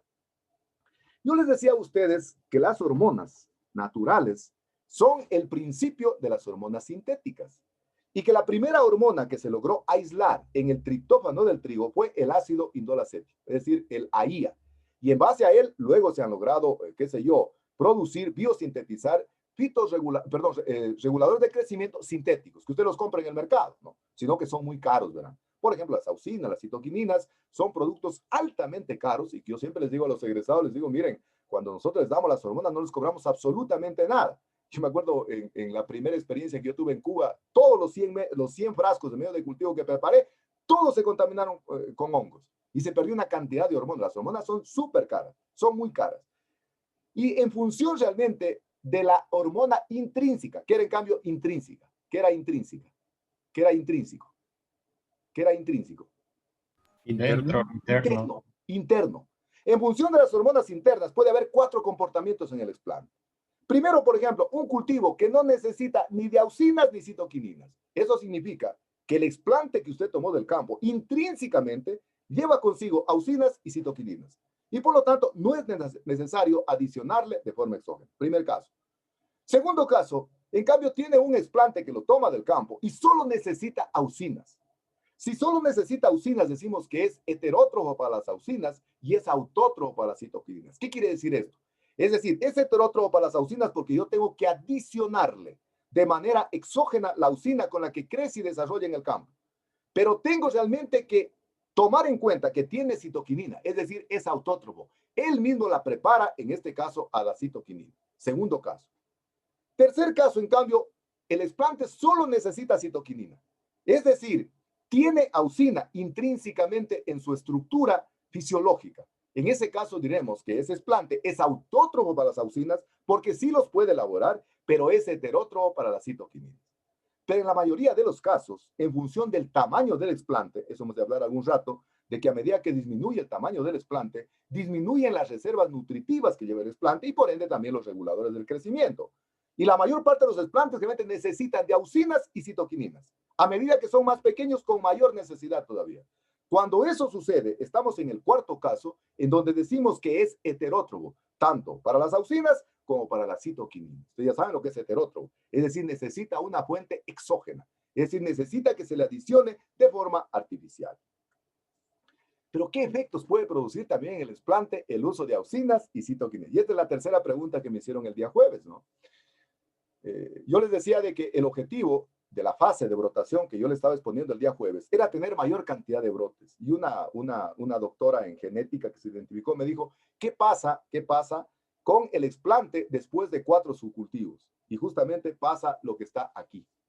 Ya sea que se utilizan auxinas o citoquininas por mucho tiempo, por varios subcultivos, generalmente se aconseja hacer hasta 6 subcultivos. Se acuerdan que un subcultivo era la transferencia de un explante a un medio de cultivo nuevo o a un medio de cultivo fresco. Se pueden hacer entonces hasta 6 subcultivos. Y luego de eso ya no se comienza a hacer porque pueden haber degeneraciones genéticas. Y entonces eso tuve que explicarle el día jueves a esta doctora. Pero ¿qué es lo que pasa? Si yo tengo el primer subcultivo, segundo subcultivo, tercer subcultivo, el explante comienza a habituarse. Es decir, como prácticamente se hace adicto a la auxina o a la citoquinina. Es decir, más o menos lo que pasa, no sé, con un drogadicto, que se hace adicto a la droga, ¿no? La habituación por efecto de la acción de la auxina o de la citoquinina es de carácter epigenético. Eso lo explicaba el día viernes a la sesión. Es de carácter epigenético, para el glosario. Epigenético quiere decir que no se puede heredar, que no se puede heredar. ¿Y por qué decimos de que la habituación es un fenómeno epigenético, que no se puede heredar? ¿Cómo lo podemos explicar? Si yo parto de un explante en el primer subcultivo y lo comienzo a subcultivar en el segundo y en el tercero con hormonas, puede hacer que en el cuarto subcultivo el explante ya prescinda de la hormona. Es decir, no requiera ni auxinas ni citoquininas. Y entonces, ¿por qué realmente no necesita ya ni auxinas ni citoquininas? Porque el explante tiene reservas internas desde el punto de vista habituacional. Es decir, quedó prácticamente contaminado de la auxina internamente. Y decimos que es un fenómeno epigenético porque no se hereda, porque si se heredaría todos los 6 subcultivos no necesitaríamos poner hormona. Sucede que pasa el cuarto, pasa el quinto y posiblemente en el sexto subcultivo, nuevamente el explante necesita de hormonas. A ese fenómeno se conoce con el nombre de habituación del explante. Es decir, repito, si yo parto de un explante que lo he venido subcultivando en hormonas, ya sea auxinas o citoquininas, llega un momento en el cual puedo prescindir de ellas, si no le pongo ni auxinas ni citoquininas, y el explante sigue creciendo hasta un determinado punto, hasta que le duren las reservas, porque luego de ello, nuevamente, comienza a necesitar la aportación exógena, ya sea de auxinas o citoquininas. Entonces, el epigenético que no se hereda. Habituación, entonces la capacidad que tienen los explantes de comenzar a asimilar, en este caso, las auxinas y las citoquininas. La habituación entonces no es un cambio permanente, por eso es epigenético. Es decir, los tejidos que normalmente están habituados, ¿no? Puede hacer que crezcan bien, qué sé yo, 1 o 2 subcultivos, pero luego nuevamente comienzan a necesitar de forma exógena la hormona porque el fenómeno de la habituación no se hereda, no se hereda. En algunos casos, yo he leído algunos reportes de algunos investigadores que dicen que sí se hereda, es decir, que ya no es de carácter epigenético. Es decir, cuando ya no es de carácter epigenético, decimos que es de carácter genético, es decir, que es heredable. Entonces, en algunos casos la habituación puede ser hereditaria y en otros casos puede ser de carácter, entonces, epigenética. Epigenética quiere decir que no se hereda, que no se hereda. Cuando se utiliza ya sea auxinas o citoquininas, se puede producir también en el desplante otro proceso fisiológico que se conoce con el nombre de rejuvenecimiento. Yo les decía a ustedes que básicamente las citoquininas cumplen una función fundamental en el desplante. Es decir, permiten el rejuvenecimiento del material vegetal. ¿Cómo se explica aquello? Este proceso de rejuvenecimiento, que digo que tiene una característica análoga a la habituación. Si yo parto en cambio de un explante maduro, para no decir viejo, porque es muy despectivo, es peyorativo decir viejo, parto de un explante maduro. Y ese explante maduro lo comienzo a subcultivar en hormonas, en reguladores de crecimiento. Ese explante se comienza a rejuvenecer. ¿Qué sé yo? Hice el primer subcultivo, segundo subcultivo, tercer subcultivo con hormonas. En el cuarto ya no le pongo hormonas y el explante sigue creciendo bien. Pero en el quinto, nuevamente el tejido se comienza a envejecer. Es decir, comienza a perder la jovialidad, comienza a perder la vitalidad. Es decir, nuevamente prescinde de hormonas o de reguladores del crecimiento. Entonces decimos que la habituación, y en este caso el rejuvenecimiento, tiene un comportamiento análogo a la parte epigenética. Es decir, no se hereda. Entonces, los reguladores de crecimiento por naturaleza tienen la propiedad de rejuvenecer el tejido, pero hasta un determinado momento. Cuando se le terminan las reservas internas al tejido, el tejido nuevamente va a necesitar la presencia del regulador del crecimiento. Entonces, se vuelve posiblemente más maduro, se vuelve más viejo y necesito entonces adicionar nuevamente el regulador del crecimiento para que el tejido no se venga, en este caso, a lignificar. En cultivo de tejidos no nos gusta trabajar con tejidos lignificados. Los tejidos lignificados tienen mucha celulosa, hemicelulosa y pectinas. Y ese tipo de celulosa, hemicelulosa y pectinas generalmente retardan el crecimiento. Hacen prácticamente que el proceso se vuelva mucho más complicado. Conclusión, entonces, hay una similitud muy estrecha, hay una cercanía muy grande entre lo que es la habituación y lo que es el rejuvenecimiento. Cuarto componente, los aminoácidos. Los aminoácidos. Por definición, los aminoácidos también son compuestos orgánicos, que la planta in vivo los biosintetiza normalmente a través del proceso del metabolismo celular. Es decir, la planta de forma natural, ex vitro o in vivo, produce sus propios aminoácidos. Sin embargo, cuando la planta, el explante, perdón, está inoculado in vitro, es necesario suministrar de manera exógena los aminoácidos. ¿Qué función tienen los aminoácidos? Los aminoácidos realmente se constituyen en la puerta de entrada del nitrógeno orgánico al interior del sistema vascular de la planta. La semana cuando me definan qué es nitrificación y nitritación, van a entender realmente el nitrógeno orgánico, cómo ingresa al interior del sistema vascular de la planta. La planta no consume el nitrógeno como ion. La planta lo consume realmente como un compuesto orgánico. Entonces, por eso la nitritación y la nitratación permite el desdoblamiento del nitrógeno para que el nitrógeno pueda ingresar al interior del sistema vascular de la planta. Eso hacen los aminoácidos. Es decir, los aminoácidos se constituyen en la puerta de entrada, es decir, viabilizan la biosíntesis especialmente del nitrógeno orgánico. Es decir, hacen realmente que los aminoácidos transporten de entrada a la célula, en este caso, el nitrógeno orgánico. ¿Cuáles son generalmente los aminoácidos que más se emplean en cultivo de tejidos vegetales y que se reportan en muchos papers, en muchos trabajos de investigación? Y bueno, me he dado el trabajo un poco de revisar trabajos de investigación para compartirlo con ustedes. Estos son los que más emplean los investigadores: la glutamina, la adenina y la asparagina. Estos tres aminoácidos generalmente son los que más se utilizan porque son formidables transportadores de nitrógeno orgánico al interior del sistema vascular de la planta. Pero además existen otros, por ejemplo, qué sé yo, L-arginina, que permite la estimulación de raíces, serina, que permite realmente cuando se utilizan microesporas en cultivo de tejidos vegetales, la cisteína, miren, esta cisteína es un excelente antioxidante. ¿Recuerdan ustedes que habían dos vitaminas que eran antioxidantes? ¿Se acuerdan cuáles eran las vitaminas que decía que eran antioxidantes y que me hagan acuerdo de cuando retomemos aquello, las vamos a volver a analizar? ¿Se acuerdan cuáles eran? ¿Cuáles eran La vitamina C. La vitamina C, entre ellos, ¿cuál estaba? A ver, ¿se acuerdan cuál era? ¿Se acuerdan que les decía que incluso en Cuba lo utilizamos para poderle hacer agriecito al té? ¿Se acuerdan cuál era? El ácido cítrico, ¿no? Que se obtiene de las naranjas, de los limones, y el ácido ascórbico. La cisteína generalmente cumple ese papel. Es decir, es una sustancia, aparte de ser un aminoácido, es un gran antioxidante, es un poderoso antioxidante que se utiliza en cultivo de tejidos vegetales. La glicina, que incluso obtiene el maíz y que se puede utilizar también para cultivos asépticos. Quinto componente, los carbohidratos. Las plantas de forma natural, ¿qué dicen ustedes? ¿Requerirán de forma exógena carbohidratos? ¿Qué dicen ustedes? La planta de forma natural, ex vitro, in vivo, ¿necesitará carbohidratos adicionales de forma exógena? ¿Qué dicen ustedes? ¿Qué dicen? Sí, ingeniero, yo creo que sí. A ver, ¿qué era exógeno? De carácter externo.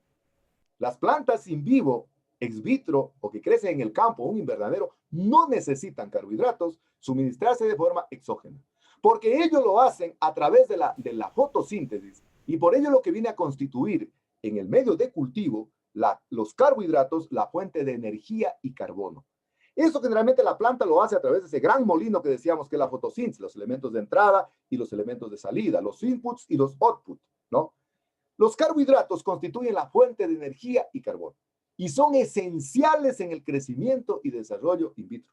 Porque la planta cuando está creciendo in vitro, a pesar de que el explante tiene una coloración verde debido a la presencia de los cloroplastos, generalmente el explante se comporta, ojo, pondrán atención a aquello, verán, se comporta como un organismo heterótropo.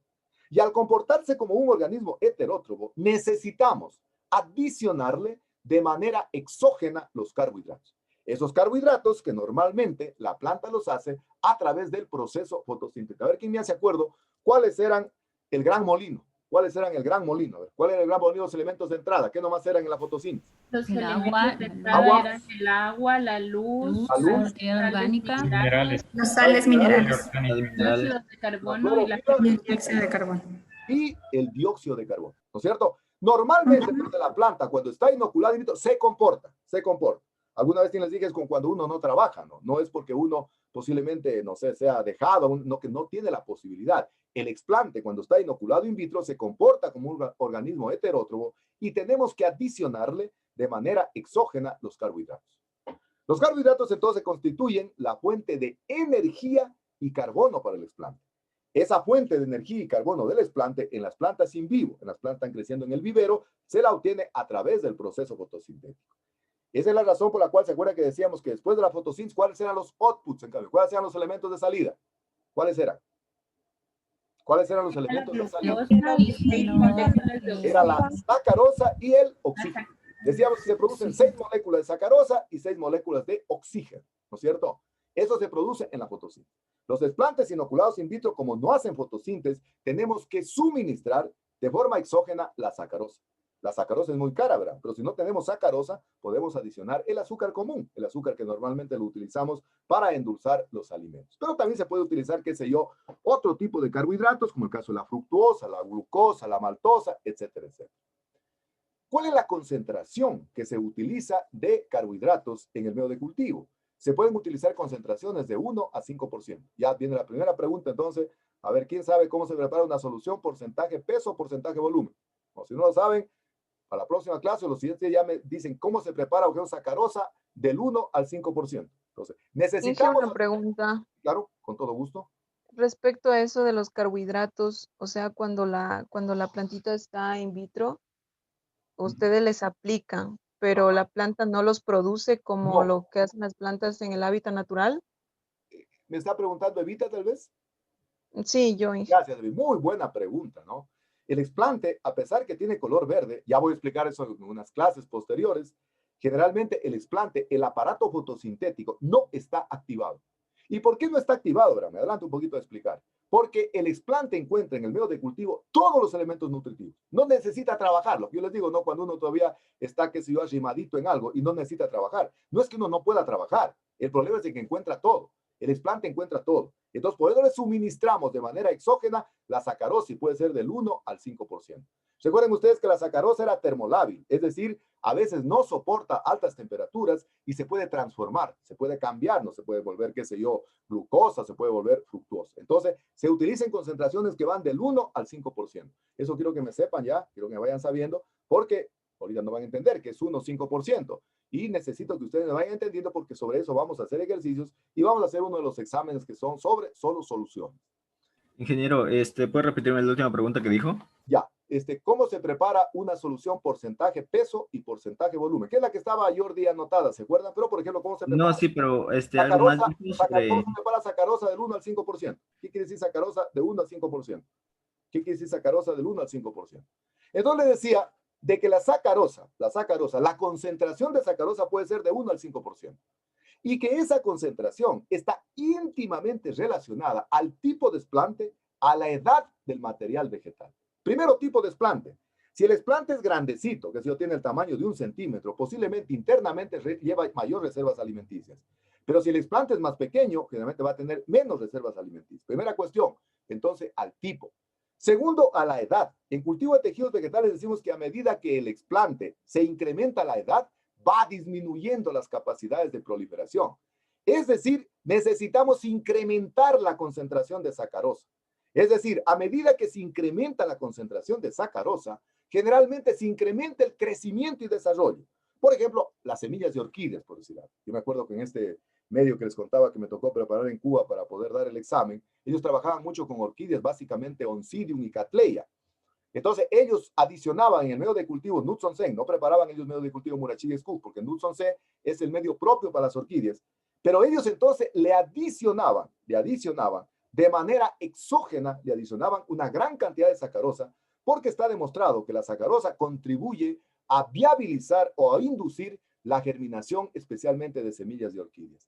Es decir, a medida que va creciendo la concentración, se incrementa también el crecimiento y desarrollo del vegetal, pero hasta un óptimo, ¿verdad? Hasta un óptimo. Es decir, aquí se presenta esta curva del crecimiento, ¿no? En el eje de las X tenemos la concentración de sacarosa que está en porcentaje. Ustedes la semana ya van a saber qué quiere decir el porcentaje de sacarosa. Y en el eje de las Y está el crecimiento en altura, por ejemplo, el plano. Si yo tengo una concentración de 1%, 2%, 3%, 4%, 5%, que es el óptimo, la planta sube la curva de crecimiento. Recuerden que la curva de crecimiento de los vegetales tiene 3 etapas. La etapa de juventud, la etapa de madurez y la etapa de senectud o vejez. Es decir, en la etapa de juventud incide entonces la concentración de sacarosa. Pero luego realmente a medida que se incrementa la concentración de sacarosa, 6, 7, hasta 10%, incluso decrece el crecimiento. Es decir, la concentración de sacarosa también tiene un óptimo. Y por eso digo que se utiliza en el cultivo de tejidos vegetales del 1 al 5%. Entonces hemos visto los carbohidratos. Vamos a ver finalmente el agua. El agua, que era el otro componente del medio de cultivo, que ya habíamos conversado en la clase de esterilización. Decíamos que es el 95% del medio de cultivo. Y que el agua pura es un mito. Que el agua destilada, bidestilada, tridestilada, deionizada, se refería más a la capacidad de intercambio catiónico. Que el agua generalmente que se utiliza para cultivo de tejidos vegetales es preferible que esta agua sea esterilizada. ¿Y cómo se esteriliza el agua destilada, bidestilada, tridestilada o deionizada? Cuando se pasa a través del autoclave. A ver, ¿quién me dice cuáles eran las condiciones de temperatura y presión para poder esterilizar el agua? A ver, ¿quién se acuerda? ¿Quién se acuerda cuáles eran? Eran 120 grados y 120 grados centígrados y una 1.5 presión de... kilogramos por metro cuadrado. Ya, 1,5 kilogramos por centímetro cuadrado. ¿Y qué tiempo? 24 horas. Eran entre 15 a 20 minutos, si no recuerdo. 15 a 20 minutos, no, 24 horas. 24 horas se nos achicharran los Erlenmeyer, se evapora el agua, ¿no? Decíamos que puede ser incluso hasta 30 minutos, ¿no? Entonces, el agua tiene que ser destilada y esterilizada, y se consigue agua esterilizada cuando se pasa por el autoclave. Creo que Mayrita me quería preguntar algo. ¿O alguien quería preguntar algo? Sí, tengo una pregunta claro. Respecto a las tres etapas de lo que son las... a ver, no escuché bien la última etapa. A ver, entonces, lo que era juventud. No hay ningún problema. ¿Evita es usted? ¿Su voz es de ella? ¿Sí? Mayra. Ah, Mayrita, disculpe, Mayrita. Yo te voy a confundir la voz de Mayrita. Muy bien. Decíamos 3 etapas, ¿no? Todos los vegetales pasan por 3 etapas. La etapa de juventud, la etapa de madurez y la etapa de senectud o vejez, ¿no? Esa es la razón por la cual los árboles hay que cortarlos, ¿verdad? ¿Sí? Yo me acuerdo cuando yo estuve en el Ministerio del Ambiente del 2005 al 2008, decidimos cortar los árboles que habían aquí en toda la avenida, los que conocen aquí Loja, en el Cabo Minacho. Había una fila, me acuerdo que de eucaliptos, de ciprés, de casuarinas, y bueno, el comandante de esa unidad pidió permiso al ministerio y le autorizamos para cortarlos luego de hacer inspección porque la planta estaba en la tercera etapa de la curva de crecimiento vegetal. estaba en la etapa de senectud, en la etapa de vejez. Y en esa etapa prácticamente ya el proceso fotosintético prácticamente es nulo, se detiene. Y por lo tanto hay que cortar los árboles, hay que cortarlos, no queda otra alternativa, verán. Eso es importante saberlo y la decisión es de carácter fisiológico. Y me acuerdo que aquí en Loja los medios de comunicación, de radio, televisión, prensa, pero me daban así toditos los días. Ya me daba miedo prender la televisión, la radio, que decía, ¿cómo va a ser posible que siendo el director del Ministerio del Ambiente, un ingeniero forestal, permita cortar los árboles de Cabo Minacho? Es un atentado. Y tuve que irme a Ecotel y hablar, y tuve que hablar desde el punto de vista fisiológico. Y les dije realmente que las plantas pasan por 3 etapas. La etapa de juventud, la etapa de madurez y la etapa de senectud. Y cuando la planta llega a una etapa de senectud, es importante realmente cortar el árbol, porque el árbol ya prácticamente está consumiendo muy poco CO2. Es decir, más se encarga de hacer ya prácticamente, qué sé yo, subsistir. Está prácticamente vegetando. Y miren, mucha gente entendió y nos dejaron de fastidiar y molestar todos los días, porque por esas 3 etapas pasan los árboles exactamente que nosotros, ¿no? Pasamos por la etapa de la juventud, por la etapa de la, qué sé yo, madurez, y pasamos pues ya, en mi caso, ya la etapa, no sé, senil, madura, totalmente viejos ya, pasa exactamente igual con los árboles, pasa exactamente igual con los árboles. Entonces, finalmente decimos de que el agua entonces tiene que ser bidestilada, tridestilada, ionizada, pero autoclaviada. Es decir, pasada por el proceso de la esterilización en el autoclave, que decíamos a vapor, temperatura, 120 grados centígrados, 1,5 kilogramos por centímetro cuadrado de presión, durante de 20 a 30 minutos. Pero decíamos también que el agua desprende sustancias si está almacenada por mucho tiempo. Y decíamos que no es muy aconsejable almacenarla en CFCs. ¿Qué eran los CFCs? ¿Qué eran los CFCs? A ver, ¿qué eran los CFCs? Ese plástico de CFC, ¿qué era? ¿Qué son los CFCs? Bases de plástico. Plástico a base de plástico. Cloro, flúor y carbono. Cloro son los productos que decíamos, son los productos clorofosforados, ¿no es cierto? Es decir, no se recomienda almacenar el agua por mucho tiempo porque pueden crecer microorganismos, básicamente bacterias. Y decíamos que en el medio de cultivo, el agua constituye el 95% del medio de cultivo que ya habíamos analizado en la clase anterior. Hasta aquí, entonces, hemos analizado 6 componentes del medio de cultivo. Si Dios lo permite, entonces, en la siguiente clase... Ingeniero, ¿puede regresarle a la diapositiva 35 un momento, por favor? Claro, con todo gusto. Ahí está, la 35, ¿no? 35. Entonces decíamos, repito, decíamos de que los medios de cultivo vienen a ser para el explante lo que el suelo es para las plantas cuando están inoculadas in vivo, ex vitro o en el campo. Y en el medio de cultivo, el explante encuentra todos estos elementos nutritivos, orgánicos e inorgánicos, macronutrientes, micronutrientes, vitaminas, aminoácidos, reguladores de crecimiento, carbohidratos, agua. Y vamos a ver otros elementos que nos están faltando la próxima semana.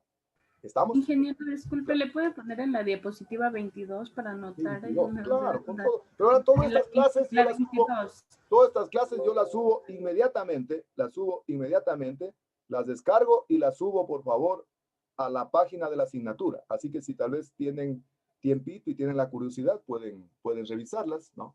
Es el ácido abscísico, que es el ABA, ¿no? Que decíamos que tiene un efecto negativo en cultivo de tejidos vegetales. Bien, no sé si tal vez tienen alguna pregunta, porque hasta aquí la clase del día de hoy.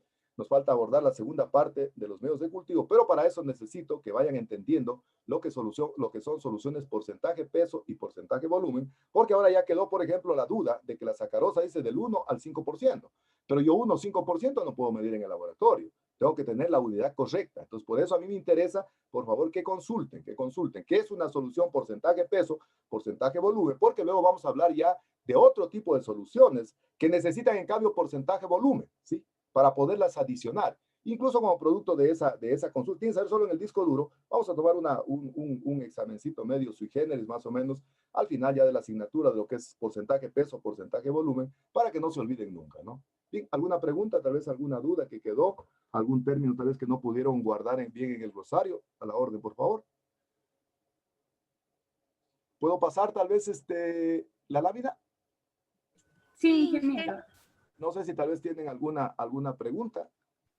Sí, ingeniero, de mi parte, no me quedó claro que era habituación, perfecto. Habituación. No sé, ahora sí pueden prender las camaritas si lo desean. La habituación, decíamos que es un fenómeno epigenético. Epigenético. ¿Y qué es epigenético? Epigenético quiere decir Que no se podría heredar. que no se hereda, que no se hereda. Entonces, ¿cómo explico la cuestión de epigenético? Entonces, voy a explicar exactamente como tuve que explicar el día jueves en la conferencia, más o menos similar, con un poquito más de profundidad porque esta mujer sabía mucho ese tipo de cosas. Yo decía que básicamente en cultivo de tejidos se pueden hacer hasta 6 subcultivos. 6 subcultivos, fíjense. Es decir, yo puedo partir de un explante 1 y llegar a tener 6 subcultivos, pero en ese trayecto voy a tener una cantidad de brotes.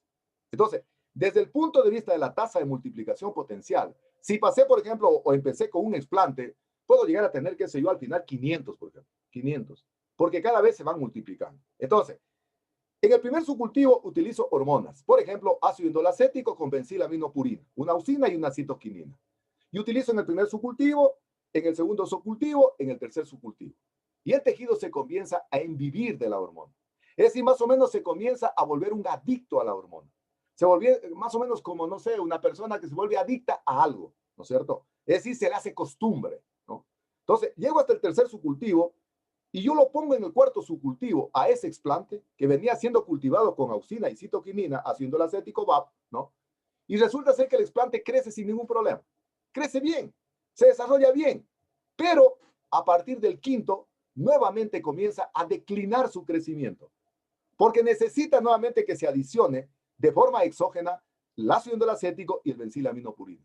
Cuando eso sucede, decimos que se está frente a un fenómeno que se llama habituación y que desde el punto de vista fisiológico y genético es un proceso epigenético, porque no se hereda, porque si se heredara, prácticamente todo el tiempo ya no tendría que poner hormonas.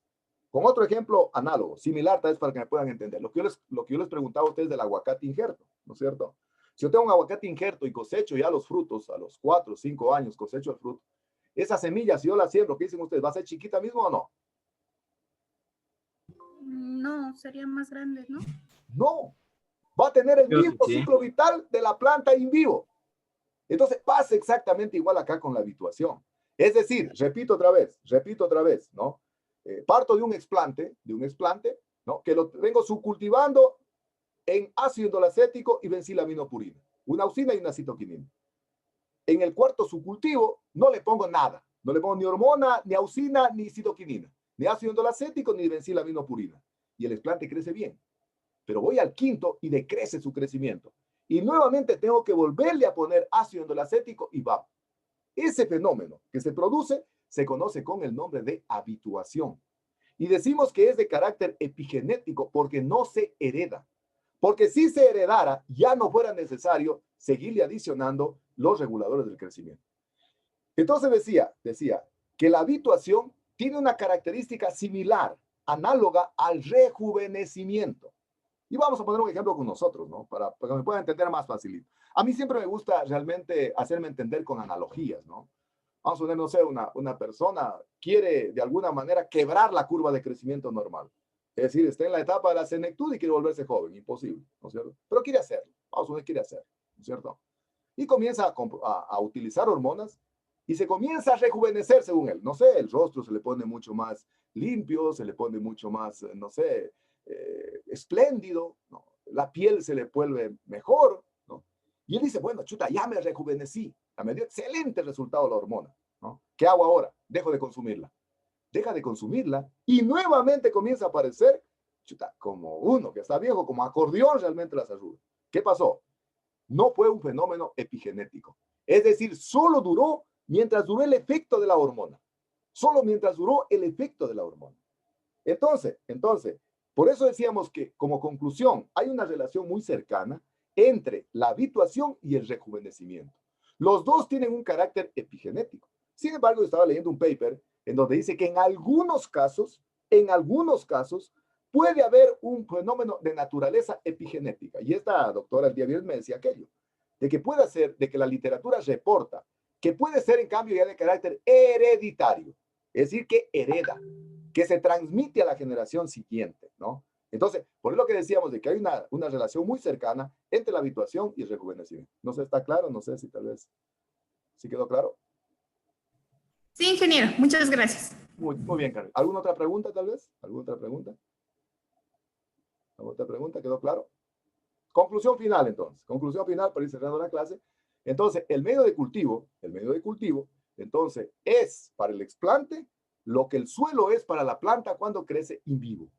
Y es la razón por la cual Murashige y Skug estudiaron en tabaco y llegaron a determinar que en el tabaco existían, vamos a ver en las siguientes clases, 14 componentes macro y micronutrientes.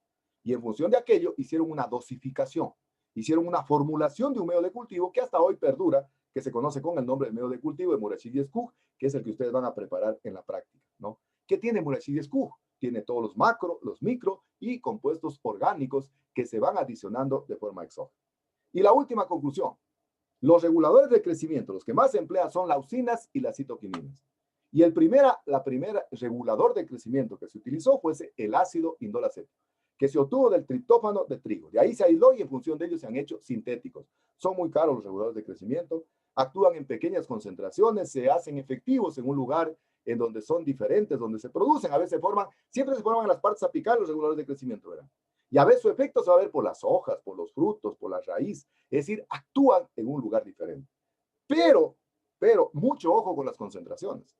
Si a mí se me pasa la mano de la concentración, ¿no? Puede producirme el efecto contrario.